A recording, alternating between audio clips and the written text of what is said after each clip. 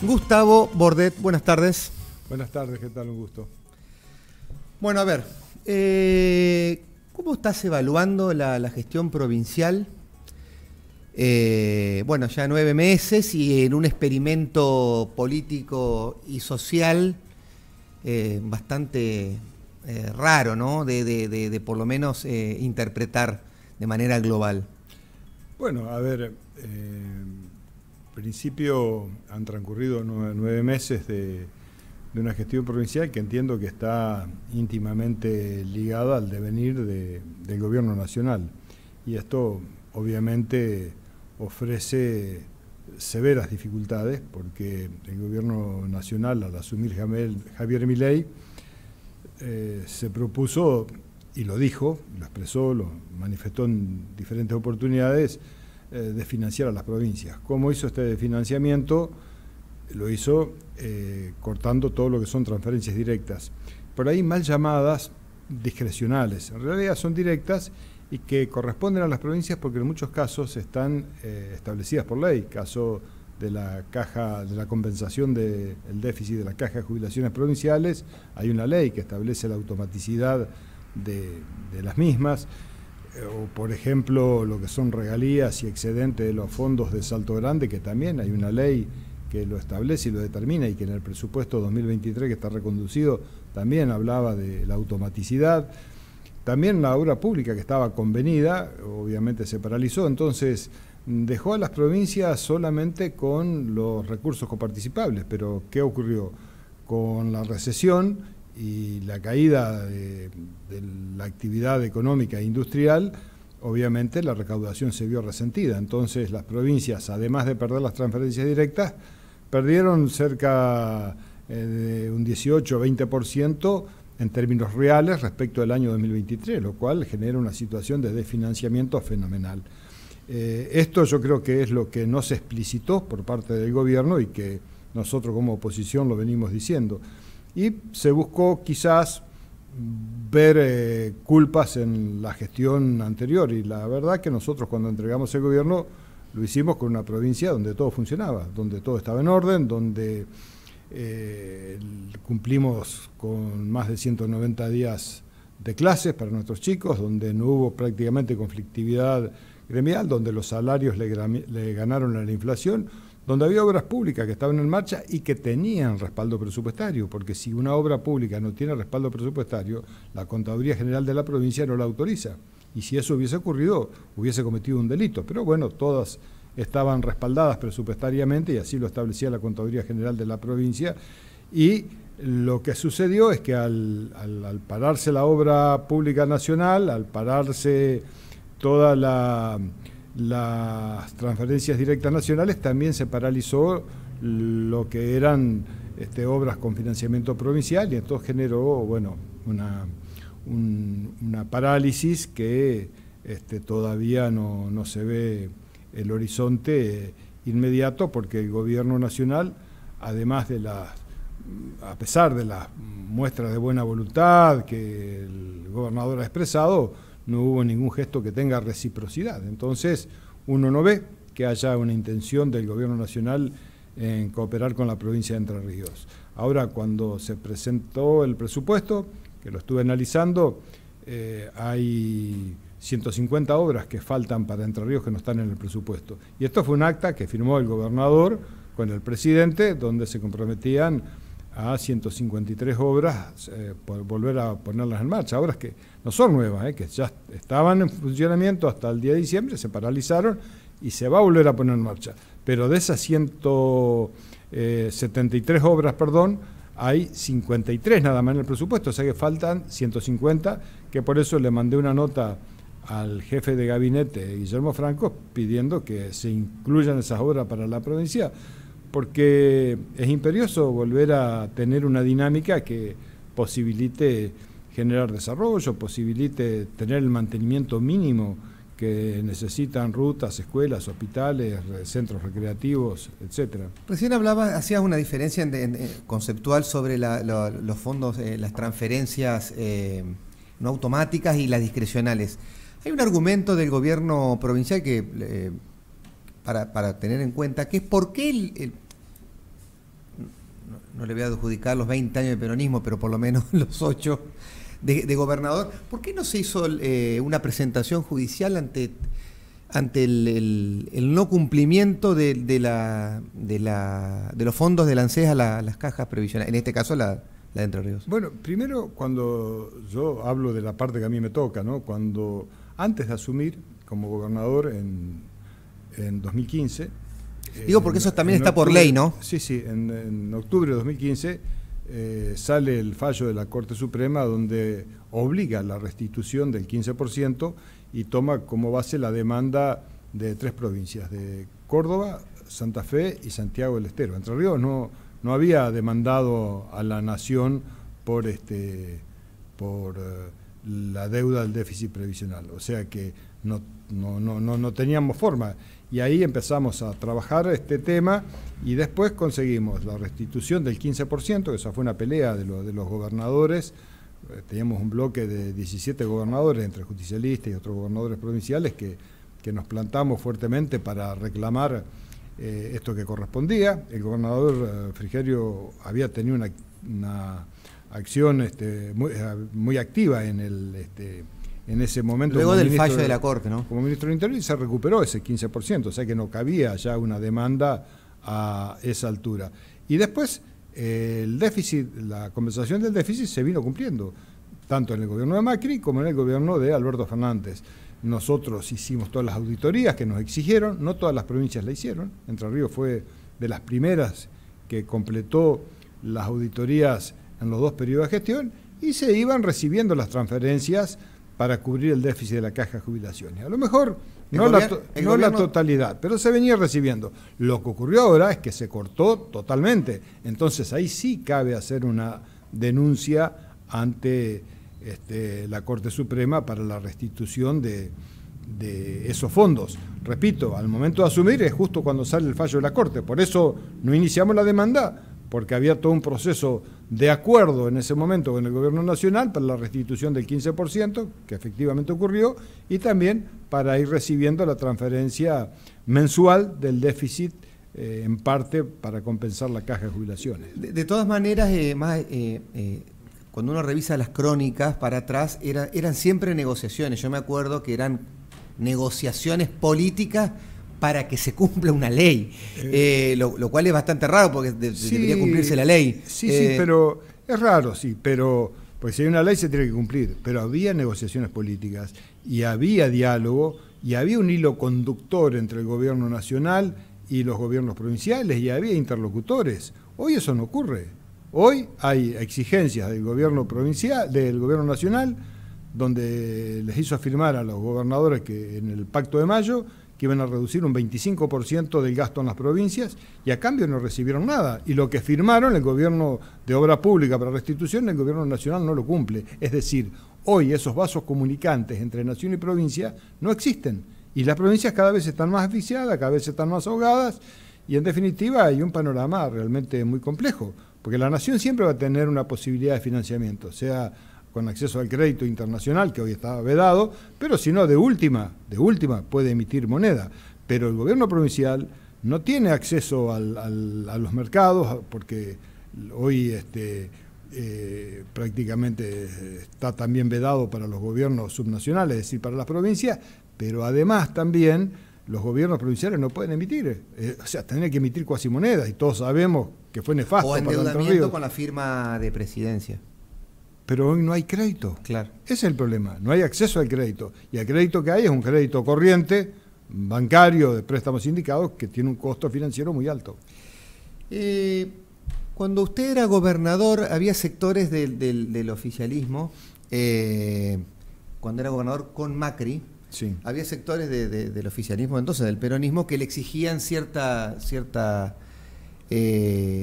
dureza o endurecimiento en los posicionamientos frente al gobierno de Mauricio Macri. Ahora el peronismo le está pidiendo esto a Rogelio Frigerio. ¿Tiene algún rédito o cuál podría ser el rédito de un gobernador se lo pregunto como el gobernador, ¿no? de posicionarse de otra manera frente a un gobierno nacional cuando tiene una dependencia tan grande? Bueno, pero repito, cuando yo fui gobernador con un presidente que no era de mi partido, había diálogo. Se dialogaba, se acordaba, disentíamos en muchas cuestiones políticas, pero en cuestiones de gestión había diálogo y había una agenda de trabajo positiva que posibilitaba justamente llevar acciones de gobierno adelante. Hoy eso no está. Hay un gobierno nacional que menosprecia a las provincias, que menosprecia el federalismo, un presidente que hizo 14 viajes al exterior y habrá hecho 2 o 3 viajes a las provincias, hay provincias donde nunca fue, que no las conoce.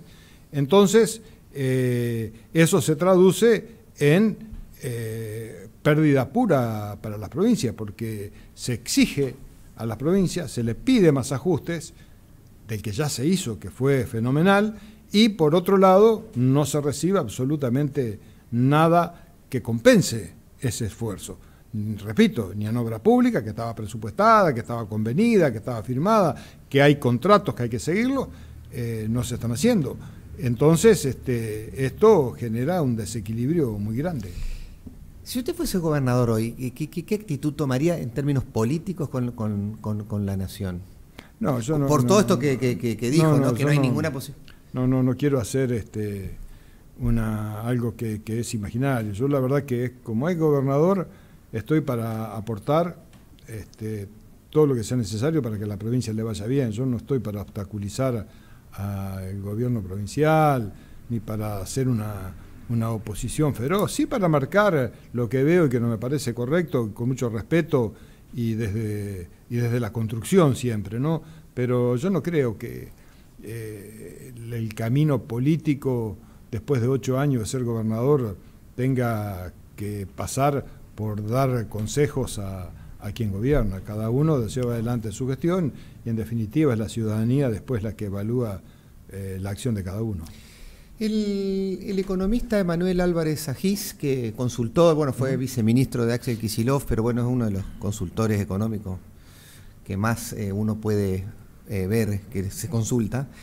En una entrevista en Futuro Rock, creo, hace unos días, dejó este textual: el plan de Milei puede funcionar. Y hacía referencia a una cierta estabilidad de la inflación, por supuesto, descartando, ¿no?, que la recesión se iba a generar un nivel de desocupación que ya está en números alarmantes. La pregunta, como es gobernador, como fue intendente, sobre todo, ¿qué lectura hace de la situación social? Partiendo de esta pregunta, o por lo menos inquietud que deja el economista, ¿el plan puede funcionar? ¿Alcanza solamente con estabilizar la economía en términos inflacionarios, o es algo para ahora que después puede traer problemas? Y en todo caso, ¿cuánto puede llegar a durar la paz social con una recesión tan profunda? Yo creo que hay dos partes. Una macroeconómica, que yo creo lamentablemente que como está planteado este programa económico, porque no llega a ser un plan, tiene muy poca posibilidad de éxito, porque a pesar de la recesión que se ha producido por la quita de subsidios, por la paralización de la obra pública, por la quita de las transferencias directas a las provincias, por el ajuste en la salud, en la educación, por la quita de subsidios que se hacen al transporte, a las tarifas de energía eléctrica, de ese ajuste que lo paga hoy los sectores de clase media o de menos recursos, no ha logrado que la inflación baje. Hoy la inflación está hace 4 meses en un 4%, es la misma inflación que tenía Massa. En octubre y en noviembre estaba también en 4%, o sea que acá hubo un salto inflacionario que se produce cuando Milei asume por la devaluación del 118, del casi 120%, que eso dispara la inflación a un 25% y después, empieza a caer, pero no baja del 4%. Entonces, uno ve que hay tarifas contenidas, uno ve que hay gastos contenidos que en algún momento tienen que pagarse, que erogarse, y veo una dificultad en cuanto a la acumulación de reserva para sostener este tipo de cambio. que hoy se sostiene porque está ingresando muchos dólares del blanqueo. Hoy hablaba ayer con algunos colegas contadores que me estaban diciendo que están trabajando muy bien con el tema del blanqueo, que hay buena adhesión. Estos dólares que ingresan al blanqueo lo que hoy hace sostener este tipo de cambio estable y que no haya corridas. Y por otro lado, cuando llegue la cosecha fina, que es la de trigo, y después la gruesa, que es la de soja y maíz, o la de maíz y soja, para llevarlo en el tiempo, difícilmente con los precios de los commodities uno pueda ver un horizonte desde lo macroeconómico. Y también desde lo macroeconómico, si uno analiza el presupuesto 2025, uno se va a encontrar con datos que resultan contradictorios. Se establece que la inflación en 2025 de punta a punta va a ser de un 18,3%. Es decir, estamos hablando 1 y algo anual. 1,2 mensual, más o menos acumulativo, más mensual, o menos, para tener una idea de cálculo. Y por otro lado, se dice que se va a crecer al 5% la economía. Entonces, si uno analiza las dos variables por separado, es óptimo, es decir, que bueno tener una inflación del 18,3 y un crecimiento económico del 5%. Pero cuando las conjugas a dos variables, son contradictorias, porque el crecimiento de la economía obviamente va a generar una expansión económica y monetaria, que esto va a impactar también sobre precios y va a estar en la puja distributiva de salarios. Entonces, ahí donde no cierra del todo el 18,3 con ese 5%. Dejo su interrogante, que por ahí son técnicos y macroeconómicos. Y después yendo a la otra parte, que es la que realmente importa, porque impacta la en la gente, que es la micro, que es la de todos los días. Este modelo no cierra si no hay una actualización salarial que esté acorde a la inflación, y esto no está ocurriendo. Si no hay una reactivación económica que posibilite que, no que se generen más empleos, que se mantengan los empleos en el nivel que está, porque la construcción sufrió un desastre con la caída del empleo. Y también en el sector industrial, usted pregúntele a cualquier industrial de la zona si está tomando nuevos empleados y le va a decir que están reduciendo turnos, que en muchos casos hay despidos. Entonces, en el costo de vida diario de cada familia, ahí es donde se está complicando, porque el transporte se encareció, porque se encareció el costo de los servicios, la tarifa eléctrica, de gas, de agua, los impuestos que prometieron que iban a bajar para la clase media y para la clase trabajadora no se bajaron. Acá en la provincia se aumentó un 3% del aporte jubilatorio en los empleados públicos, por decreto. Si uno ve para los grandes contribuyentes, el gobierno nacional sí los benefició con bienes personales, por ejemplo, pero a los trabajadores que pagan impuestos a las ganancias se los volvió a gravar. Entonces, ahí es donde uno ve que hay algo que no se sostiene y que va a generar una tensión social importante, porque cuando el dinero no alcanza para los sectores del trabajo y la clase media, o el cuentapropismo, o el quien trabaja de manera autónoma, ahí es donde comienza la conflictividad y la puja de intereses. Y no veo un gobierno nacional que esté preocupado por eso. No veo un gobierno nacional que tenga preocupación para tener calidad educativa. Lo que está pasando en las universidades es gravísimo, es muy grave. Si uno analiza la caída en términos reales de 2023 sobre 2024 en el presupuesto universitario, es de casi el 25%, y si lo analiza para el año que viene, sobre 2025, es de un 4,8%. Entonces, es grave lo que está pasando, porque si algo sirve para poder superar y mirar para adelante a la Argentina, es la educación, no hay otra salida. Y acá se habló y se prometió en Entre Ríos y se prometió en La Nación que se iba a apuntar a la educación de excelencia, a cumplir 190 días de clase, que nosotros los 2 últimos años lo cumplimos, a sostener la universidad pública, el sistema universitario, y la verdad que hoy no está pasando nada de eso. Entonces, lo que uno ve desde lo micro es que a las familias argentinas, a las familias entrerrianas, cada vez les cuesta más poder comprar con su salario la cantidad de bienes que antes se adquirían o se compraban, o pagar los servicios que tienen que pagar. Entonces, Es ahí donde también hay una falencia del plan, más allá de lo macroeconómico. Por eso, sintetizando, ni desde la macro ni desde la micro uno ve por ahí un horizonte que pueda generar una viabilidad de un plano, de un programa. Lo llevo a la política partidaria. Sí. Bueno, el peronismo nacional, para empezar por ahí. Bueno, siempre está el amague, o por lo menos la intención o la propuesta, o la pretensión de, constituir un liderazgo del interior. Ya pasó con el peronismo federal de entonces, cuando en esa mesa estaba Sergio Massa, Schiaretti, Urtubey y compañía, Labaña. Pero finalmente el peronismo siempre se termina ordenando bajo la figura de Cristina Kirchner. Ahora vuelve a salir la expresidenta, más allá que sale un poco a ordenar su marco interno con Kicillof.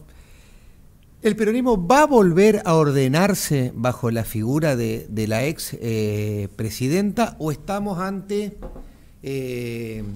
otro escenario, otras posibilidades, sobre todo con la figura de Capital o de Lamba, ¿no?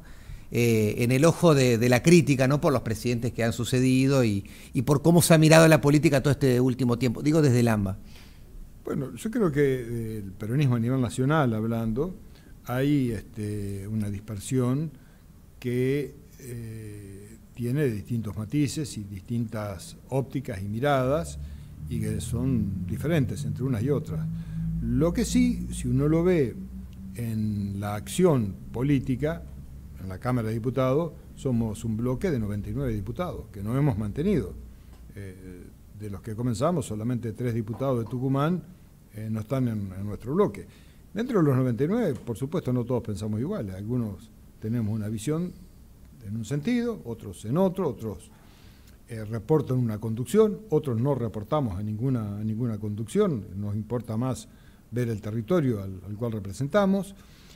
Y eso obviamente va a llevar una reconfiguración del justicialismo. Ahora va a haber elecciones partidarias a nivel nacional. ¿Qué está viendo ahí? ¿Qué figura? Bueno, que aparece Quintela. Aparece Quintela por un lado, que ha estado acá en Paraná. Aparece después, ahora hace poco, Sergio Uñac con la senadora Corpachi, que fue gobernadora de Catamarca, también en una suerte de síntesis ahí de... ¿Qué le gusta de todo eso? De distintas posiciones. Yo converso con todos, converso con Juan Manuel Olmos, que la verdad que ha tenido una actividad importante al frente, poniéndose al frente del partido en esta cefalía que hoy está y que... Además de articular todo He conversado con Juan Manuel, he conversado con otros dirigentes. Yo creo que el justicialismo, en el Partido Justicialista a nivel nacional, tiene que lograr un consenso de una lista donde pueda contener todos estos sectores que hoy de algún modo están representados en el bloque de Unión por la Patria, del mismo modo dentro del partido. Y después los liderazgos, eso se va a ir definiendo y se va a ir viendo con el tiempo, pero también como hay una reconfiguración del justicialismo, hay una reconfiguración de los otros partidos de oposición, claramente. Lo hay del radicalismo, de algún sector del PRO, de muchos partidos que responden a provincias de la Argentina, o a partidos provinciales, otros que tienen un residual del justicialismo, que han quedado ahí en un bloque que tiene unos 20, 25 diputados, que es Integración Federal. Y también se da algo que es importante, porque todo ese bloque opositor, para cuestiones trascendentales, importantes, como la reforma de la ley de jubilaciones, nos pusimos de acuerdo. Y sin duda vamos a estar de acuerdo ahora también con la ley de financiamiento a las universidades. Entonces, en algunos casos se vota diferente, pero en otros casos hay una mayoría que se constituye, que es importante y que está cercana a los 2/3, si bien quizás no se ha llegado últimamente, pero en algunos momentos sí se ha hecho eso y se ha llegado. Entonces, creo, que acá va a haber una reconfiguración de toda la oposición, porque que Milei está en el gobierno no es casualidad, es producto justamente de un gran desgaste de los partidos mayoritarios de oposición, y acá hay que incluir al justicialismo, al radicalismo y al PRO. Todos perdimos las elecciones porque hubo un desgaste y porque cuando fue gobierno el PRO y el radicalismo con Macri, generó una decepción. Y porque cuando fuimos gobierno con Alberto Fernández también generamos una decepción. Entonces, hoy esta es la situación y esta es la autocrítica que nosotros nos hacemos del justicialismo, pero que también tenemos que tener una mirada prospectiva, es decir, hacia adelante, para poder aprender de los errores y construir una alternativa mejor, que con el justicialismo solo no alcanza, ¿eh? Hay que incorporar distintos sectores que tenemos una visión muy parecida y queremos una Argentina normal, una Argentina donde no se esté tensionando permanentemente y donde no haya más lugar para las grietas. Ahí va la pregunta siguiente. Hay una hipótesis, o por lo menos un análisis, que indica que así como en los últimos 20 años la política nacional se organizó en torno al kirchnerismo, es decir, el kirchnerismo y todo lo demás organizaban la vereda de enfrente, ese lugar lo podría llegar a ocupar ahora Milei, es decir, que toda la política nacional se organice en torno a la figura de Milei. Usted recién mencionaba fuerzas afines, que con el peronismo solo no alcanzaba. ¿Se imagina, no sé si para el año que viene, para el 2025, pero sí para el 2027, una nueva coalición con otros partidos? ¿Qué partidos se imagina? A ver, todo es dinámico. Hoy nosotros estamos asistiendo a un gobierno que ha roto todos los moldes tradicionales de la política, para no hacer nada novedoso, sino también, lamentablemente, seguir profundizando más las diferencias y generar cada vez más divisiones entre los argentinos, lamentablemente. Entonces, yo creo que si no se superan esas antinomias, esas contradicciones tan agudas y esos enfrentamientos tan profundos, en el medio está la población, que es la que sufre, en definitiva, la falta de políticas públicas que posibiliten mejorar la calidad de vida, que posibiliten grandes acuerdos de gobernabilidad que se vean reflejados en medidas económicas que mejoren tanto la macroeconomía como la economía de todos los días. Creo que pasa por ahí. Y en esa reconfiguración, a ver, hay dirigentes con los cuales tenemos mucha afinidad o con los cuales nos sentimos identificados en algunos pensamientos, en otros no. Pero bueno, forma parte justamente de la política el hecho de poder trabajar con diferencias en objetivos que son comunes a todos, ¿no? ¿Hay espacio para la insistente avenida del medio, o la política tiene para varios años más de transitar, digamos, los contornos? Si uno lo ve con la foto de hoy, parece agudizarse cada vez más las antinomias. Yo no quiero eso para mi país. Pero más allá de lo que quiera, ¿qué cree que va a pasar en los próximos años? Bueno, con la foto de hoy no, pero yo creo que somos muchos quienes estamos trabajando para poder tener una Argentina más previsible, una Argentina donde no se viva todos los días con contradicciones políticas tan fuertes, con agravios, con epítetos descalificantes, donde el que piensa distinto es insultado, sea político, sea periodista, sea religioso, sea trabajador, sea lo que sea. Si no se está de acuerdo, se recurre al insulto, a la descalificación, y esa no es la vía para construir una sociedad que esté ayornada a los tiempos modernos. Podemos, repito, tener miradas opuestas, contradictorias, discutir, pero yo creo que hay cosas en las que tenemos que estar de acuerdo, cosas en las que podemos ponernos de acuerdo para avanzar y para ir hacia un país que pueda tener previsibilidad, como lo tienen. Y no miremos países lejanos, miremos acá en la región, miremos Uruguay, Chile, Brasil, miremos nuestros vecinos. Fuera del gobierno, ¿quién conduce hoy el peronismo de Entre Ríos, sin desmerecer a José Cáceres, que es el presidente, que fue elegido presidente? ¿Quién conduce el peronismo entrerriano? Fue, como decía, fuera de Casa Gris. No, hoy no hay una conducción que esté determinada, porque, el peronismo cuando es gobierno claramente hay una conducción que verticalmente se alinea, también por la formación sí, de concepción del poder, de la conducción política que siempre ha tenido el justicialismo. Hoy yo lo que veo son que quienes tienen representatividad territorial, que son los intendentes, tienen la fortaleza de tener territorios que han ganado con elecciones, caso acá en Paraná, en Concepción del Uruguay, en Villaguay, en Feliciano, en San José, en Federación, bueno, podría nombrar en Santa Elena, podría nombrar muchos lugares, que creo que es donde se ve reflejado de algún modo la legitimidad de quien se presenta a elecciones y gana. Que esto creo que en el peronismo da algún galardón y da alguna cucarda. Ahora, el justicialismo tiene un proceso también que genera o supone un desafío, que es ver cómo, siendo oposición, después de 20 años, podemos presentarnos a la sociedad como una alternativa viable, primero en las elecciones legislativas 2025, pero fundamentalmente para el año 2027. Y esto se logra con elecciones internas, donde todo el mundo pueda participar.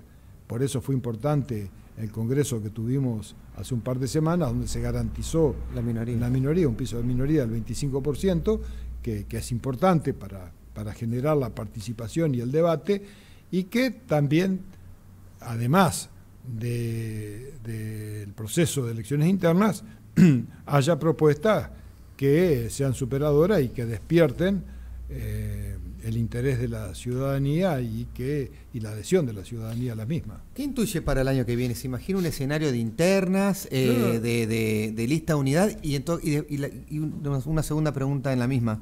¿Qué preferiría? Yo lo que prefiero es que haya internas, ¿no? Que haya unidades forzadas, que quien quiera presentarse se pueda presentar a elecciones y lleve adelante su propuesta.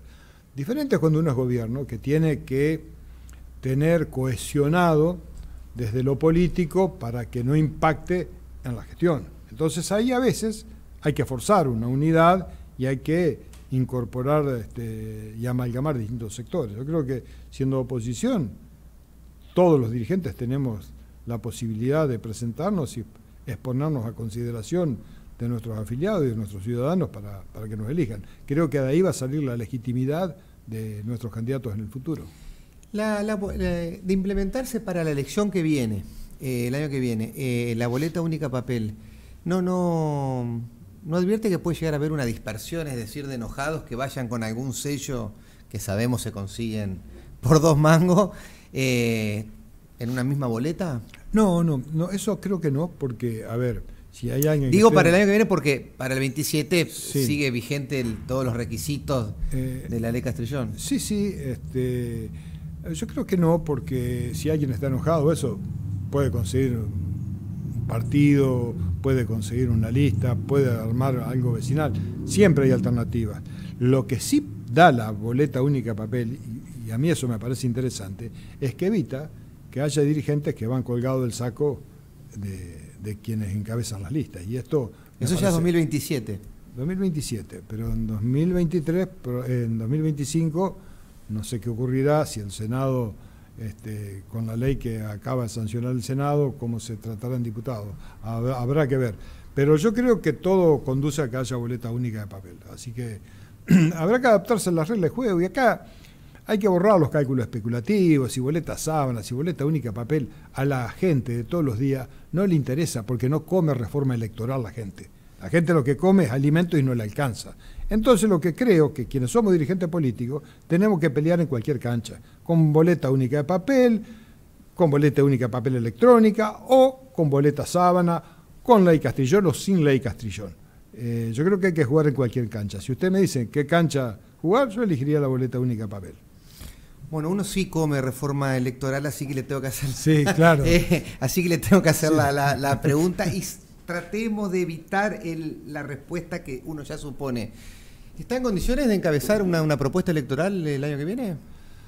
A ver... Ya sé que falta mucho, que no es momento, etcétera, pero ¿está en condiciones? ¿Tiene ganas? En este momento que me encuentro después de haber dejado de ser gobernador, estuve 8 años de intendente, 8 años de gobernador, un trabajo muy intenso, donde no había fines de semana, donde viajaba permanentemente, donde desatendí muchos temas familiares.